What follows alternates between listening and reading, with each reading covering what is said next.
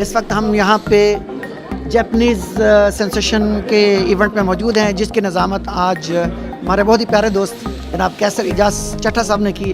آئیے ہم ان سے بات کرتے ہیں اور ایونٹ کے بارے میں جانتے ہیں. السلام علیکم. وعلیکم السلام. پہلے تو بہت مبارک، بہت زبردست آپ نے آج ماشاءاللہ اس کی نظامت کی اور ایز اے اینکر آپ نے بہت اچھا کام کیا. کیسا لگ رہا ہے آپ کو ایونٹ کرتے ہوئے؟ حافظ صاحب، میں نے جہاں پہ جب بھی کبھی بھی کسی بھی پلیٹ فارم پہ as a anchor as a نظامت کے فرائض انجام دیے ہیں.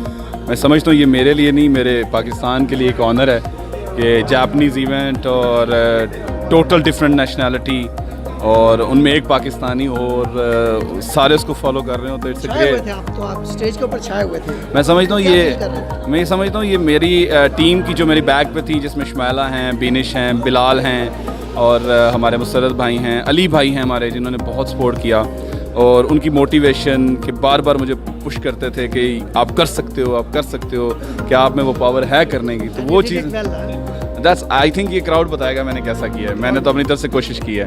چلیں بہت اچھا، زبردست جناب. اللہ کرے کہ آپ فیوچر میں بھی ایسے پروگرام جو ہے وہ ضرور کرتے رہے. بس دعا کرتے رہے جی، اللہ تعالیٰ ہمیں اور اوپر لگے جائے. کوئی میسیج ہمارے چینل کے تھرو حقائق نیوز انٹرنیشنل؟